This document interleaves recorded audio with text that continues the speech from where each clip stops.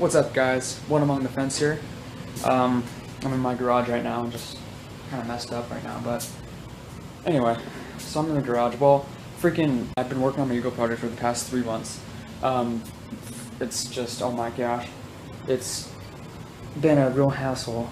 Just this whole summer I've been working on it, like just, talking with my leaders, my scout leaders, getting everything all organized and getting all the signatures. Turns out I go to the scout committee member and he says that my workbook, that I had a workbook. He says my workbook it wasn't up to date, it wasn't updated, it was too old. So I had to redo the whole thing. I had to redo the whole packet, I had to get the new one.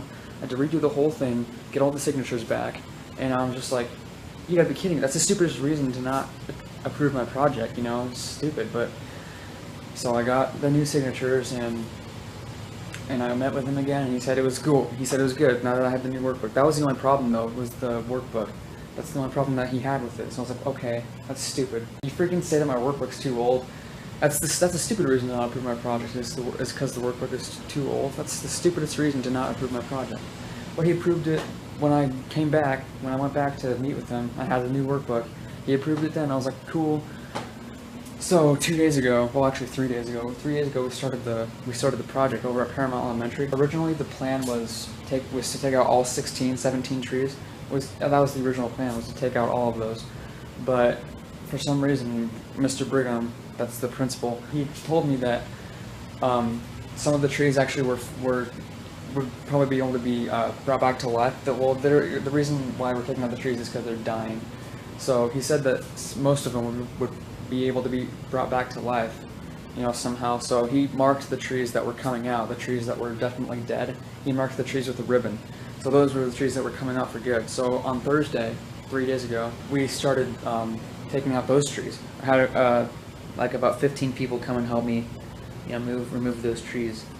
And I thought that was it. I thought that's all we were gonna do. But I went back Friday, and we needed to take out the concrete too. So we had a guy with a skid steer, and he started ripping out the concrete. Ow! I just stepped on a freaking screw. Anyway, so the guy came with a skid steer, and he was starting to take out the concrete. And then later, about an hour later, this was at like 7 in the morning, by the way, at like 8 or 9 in the morning, a landscaper came to the school and he was talking with the principal and a few other people, and he was like, he was inspecting the trees and seeing if they would be able to be saved.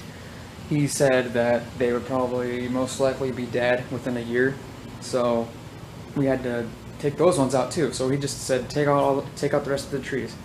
So we had to take out the rest of the trees. So a ton of people came at 11 o'clock. We had about the same amount of people on Thursday, and it just went by really fast. I cannot believe how fast it went by. I thought it was going to take all day. It didn't. We got done at like 4 in the afternoon. It was so fast. I was just like, sweet, dude. We got it all done. All the concrete's taken out. All the trees are taken out. We actually had to have this concrete saw cut. We did that on Thursday. We had a guy come over with a saw cutter, and he saw cut with a diamond blade, and he saw cut the concrete. It took him about, I don't know, 2 or 3 hours. It took him like about the whole time that we worked on taking out those 7 trees on Thursday. It took about the same amount of time. So anyway, that's all done. My Eagle project's done. Now I gotta worry about doing my write-up and going to the board of review and stuff like that. But that's the easy part. The hardest part was just getting everything organized and getting everything ready to go. That was the hardest part. Getting everyone's signatures, and especially after that one, when I met with him the first time, and he told me that, oh, your workbook's too old. Okay, that made it even worse. So I had to redo that whole thing. But anyway, that was the hardest part of the whole project, was just getting everything planned out and organized. I mean, doing the project was actually easier, because it didn't take very long. It only took 2 days to do the project. And now, after the project, all I have to do is the write-up and the board of review and Eagle application. That's easy. That crap is easy. All I have to do is just write stuff down, and that's it. That's pretty much it. All I have to do is write stuff down. That's it. I don't have to get anyone's signatures again. I just have to write stuff down and get it, send it to the, scout office and board of review, and then I'm done. And that's going to be such a huge amount of stress that is just out of my life, because I've been working on this crap ever since I was 11. So I've been doing this for like 7 years almost. And I'm so excited to get this whole thing done and over with, because it's just, oh my gosh. I've been going on campouts to get my freaking Eagle project. Oh my god, look at my sunburn. My freaking knows. I've been going on campouts to get like merit badges, like Scout Camp and Klondike and all that crap. Klondike was the worst. We'd go up in the middle of February or like beginning of February, and it would just be so freezing up there, like in the mountains. Oh my gosh, it would be so freezing and it would suck so much. I wasn't even there for one night. I didn't even stay the night yet, and I was already freezing my butt off, and I already wanted to go home. I was such a baby. I was like 12 years old. I don't even need to go on any more campouts. I only have one merit badge left, and that's personal management. I don't need to go on any campouts for that. I'm already actually done with that, actually. All I have to do is just meet with the counselor, and then he can pass me off on that, and then all my merit badges are done, and I can, you know, well, actually, personal fitness, I got that signed off like 2 years ago, 2.5 years ago, and I lost the blue card. So I was just like, oh crap. I had to call the counselor back and say that I lost the blue card. This was like 2 years ago. So I'm like, and like not even, like 2 weeks ago I called, you know, the counselor. So I've been putting this off for like a year or two, and just like freaking, like, dude, you need to get your game up and be on top of things, you know. So I had to call the counselor and ask. He's been out in Jamboree or whatever the crap that is. He's been gone for like a month, so he hasn't called me back yet. I left a message saying that I needed to see if he had record of my personal fitness merit badge, just to see if he has it, or just call the scout office and see if they have it. Because if they do, then I'm good. Because if they don't have my personal fitness merit badge, I have to redo the whole thing, and I won't get my Eagle. So basically the whole project was for nothing. But actually, no, it wasn't. It was so much work to do that project. So I can look back on it like 10 years from now and just be like, I did that. I re-landscaped that whole front of the building, or the whole front of the school. I can look back on that. I can just be like, oh, I did that, you know. I'm responsible for that. And I'll just, you know, be like, yeah, I did that. So I said that like 5 times now. Holy crap. That's about it. That's my Eagle. So I'll probably have like a court of honor in like a month, 2 months. Because in a month is my birthday. My birthday is September 6th. So I'll be 18, yeah, adult finally, Gene. Adult finally. My birthday is seriously in like 3 weeks, and if I don't get my, you know, my merit badges in time, I won't get my Eagle. So that project would be for nothing. So I'll just be like, shoot, dude. And then I need to get a job. I've never had a job in my life. I need a job so bad. I mean, I actually applied. You know, last year, like last summer, I went everywhere. I applied everywhere.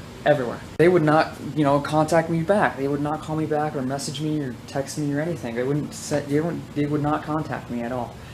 So I was like, what the crap, dude? They don't freaking want me. I guess it's because I don't have any work experience. That's probably why. But I actually did have a job for like 3 days. But then my boss moved to Utah, so that job pretty much ended. I had a job mowing lawns. Back in April in 2012, and I get paid like what, $8 an hour. So once I worked for like 7 hours, and I got paid $56. If you consider the fact that I worked for like 10 hours the other 2 days, not 10 hours, like 9 hours. If you consider that fact, then I got paid $200 in 3 days. $200 in 3 days. And I was like, holy crap, that is freaking good for me. So if I worked for like a week, a straight week, that'd be like $450 right there. So I'm just like, holy crap, it's pretty freaking sweet, you know? Since I got my Eagle done, I can start focusing on getting a job. So I actually applied to Dairy Queen about 2 or 3 weeks ago. They called me back like a week later. I didn't have my phone. I didn't have my phone with me, so I was just like, shoot, I didn't have my phone. I wasn't sure if I had to call them back or not, so I just like, I looked up, I didn't have their number. I didn't have their call. I mean, I had caller ID. I saw their number, but I looked it up on Google to see who it was, and it was Dairy Queen. I was like, oh my gosh, you gotta be kidding me. And I knew that they were gonna ask me for an interview, so I was just like, shoot, dude. So it kind of sucks, but you know what? That kind of taught me a lesson to actually have my phone with me from now on. Wherever I go, just have my phone with me. And that actually, you know, freaking, I learned that lesson also when I ran out of gas. When I was at Sonic, I ran out of gas. And I didn't have my phone with me. I couldn't call anyone. I couldn't call my mom. I couldn't call anyone. I was stuck there. It was like 10 at night, and I was stuck at Sonic. I couldn't call anyone, so I had to go to Sonic and actually ask for a phone. And so I had to call my mom, and she came to get me. I gotta tell you, I was scared. Those 20 minutes of me just sitting in the car, like my car wouldn't turn on. I was scared. I couldn't move. I couldn't do anything. I didn't know what I was gonna do, so I just ended up using Sonic's phone and calling my mom. I was like, oh my gosh. It was pretty bad, but that also taught me a lesson to keep my phone with me too, so. Yep. So I guess this is it for the vlog. I actually just created this account today, so I actually thought about doing this like about a month ago. Actually finally started thinking on doing it, so hopefully this will work out. I'm gonna try and do this like every day, so if it doesn't work out, oh well. Oh well. Anyway, so I guess this is it, so see you later. See you next time.